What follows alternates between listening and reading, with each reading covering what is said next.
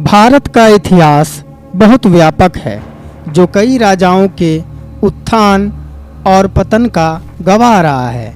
हमारे भारत में कई राजवंशों ने अलग अलग तरीके से राज्य किया।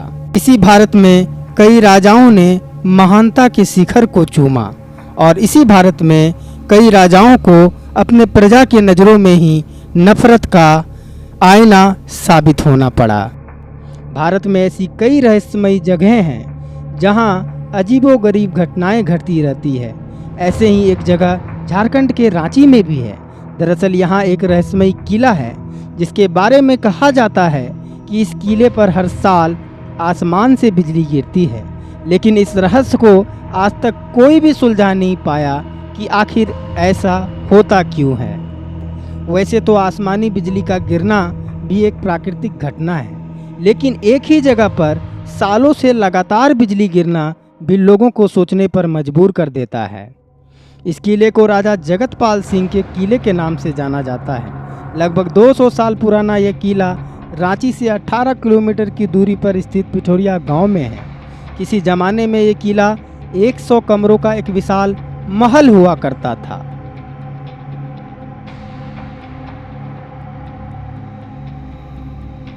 काफ़ी रहस्यमयी किला इसको कहा जाता है। हम तो आज पहली बार यहाँ आए, आप तो यहाँ लगातार रहते हैं, आपका घर है यहाँ। आप बताइए कि इस किले में ऐसी क्या डरावनी चीज़ों का सामना करना पड़ता है, ऐसी कौन सी डरावनी चीज़ों का सामना करना पड़ता है जिससे लोग इस किले में आने से डरते हैं? ऐसा है कि इस किले में मुख्यतः विषैले सांपों का बहुत जमावड़ा है।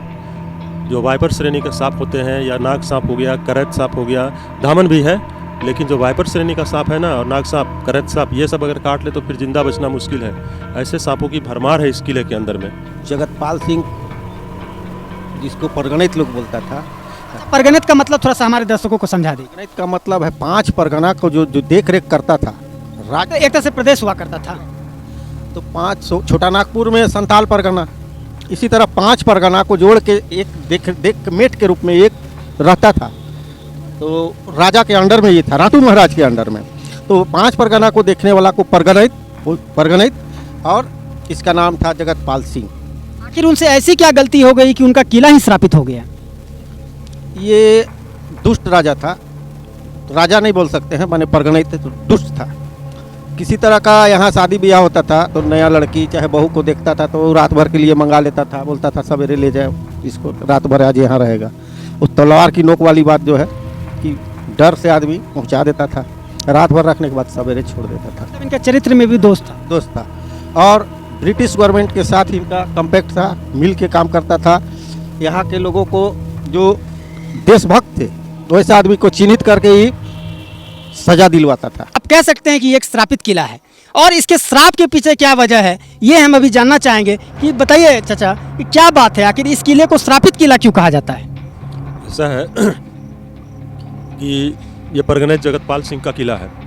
परगणित के पहले वो एक लकड़हारा हुआ करता था जो जंगल से लकड़ी काट के और कोयला बना के कोयला बेचने का काम करता था। सामने आपको उधर में पहाड़ जो दिख रहा है, उस तरफ से रामगढ़ जाने का उस समय रास्ता हुआ करता था, जो ऊँट वगैरह जाता था उसमें से। तो मुग़ल लोग जो लूट कर लाते थे हीरा जवाहरात, सोना चांदी, जेवर, ये सब, तो 2 ऊँट वहाँ पर गिरा हुआ था। उस 2 ऊँट में पूरा ओवरलोडेड हीरा जवाहरात था, सोना चांदी था, ये सारा माल असबाब उसको मिल गया। तो वो बहुत धनी आदमी बन गया। धनी आदमी बना तो ये अपना रहने का घर बनाया, फिर पैसा आ गया तो पावर भी आ गया। ये जो खंडर किला हम लोग देख रहे हैं, ये किला उसी लूट के पैसे से निर्मित है। पैसे से निर्मित है, और जब पैसा आ गया तो पावर आ गया। तो उस समय भारत में अंग्रेज़ों का शासन था।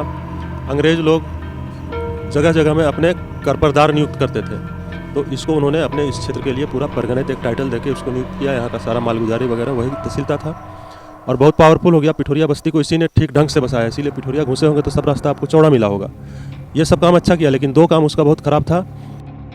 राजा जगतपाल सिंह ने कई गलतियां की। उन्हीं गलतियों में से एक गलती सन 1831 के विद्रोह के समय की है। 1831 में सिंध राय और बिंद राय के नेतृत्व में आदिवासियों ने आंदोलन किया था, लेकिन यहाँ की भौगोलिक परिस्थितियों से अनजान अंग्रेज विद्रोह को दबा नहीं पा रहे थे। इसलिए अंग्रेज अधिकारी विलिंगसन ने राजा जगतपाल सिंह के पास सहायता का संदेश भिजवाया।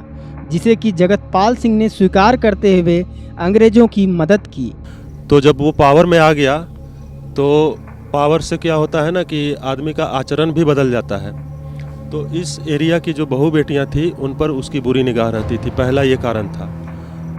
राजा के प्रति धीरे धीरे प्रजा का नाराजगी इस कदर बढ़ता गया कि लोग उनसे नफरत करने लगे। उस समय के क्रांतिकारी ठाकुर विश्वनाथ सहदेव ने उन्हें सबक सिखाने के लिए पिठोरिया पर आक्रमण कर दिया और बाद में ठाकुर विश्वनाथ सहदेव जगतपाल सिंह के अधीन गिरफ्तार भी हो गए। दूसरी बात कि वो जब क्रांतिवीर लोग जा रहे थे इधर से भागते हुए तो उनको शरण दिया अपने यहाँ कि आ जाओ यहाँ पर, अंग्रेज़ तुम्हें कुछ नहीं कर पाएगा।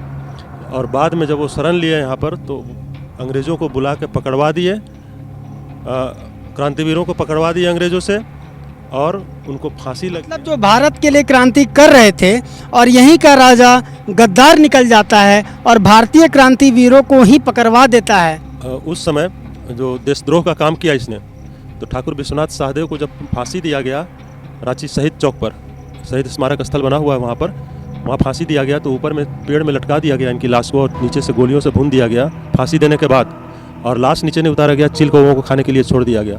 तब ऐसा कहा जाता है कि उनकी माँ ने श्राप दिया था कि तुम देशद्रोही हो, देशभक्त को पकड़वा दिए छल करके, जाओ तुम्हें मैं श्राप देती हूँ कि तुम्हारे किले में हर साल वज्रपात होगा। उसी किले में बिजली गिरती है। एक श्रापित किला क्यों कहा जाता है, इतना रहस्यमयी किला क्यों है? फांसी घर है अंदर, कहा जाता है कि कई तरह की आवाज़ें आती है और पूरे इलाके में कहीं बिजली नहीं गिरती है, लेकिन हर साल इसी किले में बिजली गिरती है। इस बात में कितनी सच्चाई है? जी हाँ, इसमें सच्चाई है। यहाँ पे हर साल बिजली गिरती है, यह पूरा सच बात है। अपने आंखों से कभी देखा है? हाँ, मैंने देखा है अपनी आंखों से। जी, यह बिल्कुल सच बात है कि इस किले पे बिजली गिरती है, इस क्षेत्र पे। यह बिल्कुल सच बात है। सच्चाई तो है। वज्रपात के कारण पूरा जो उनका बिल्डिंग था पूरा वो तहस नहस हो गया है।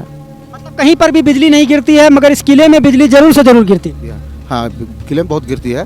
पहले तो देखते थे, अब अभी पता नहीं चलता है, लेकिन वज्रपात बहुत ज़्यादा होता है उसमें। बहुत से लोग यहाँ पे डर से नहीं आते हैं क्योंकि यहाँ पे भूत प्रेत का भी थोड़ा चलचला है। लोग यहाँ पे इसी डर से नहीं आते, पर बाहरी पर्यटक जो हैं वो बहुत दूर दूर से यहाँ पे देखने के लिए इस स्थल को आते हैं।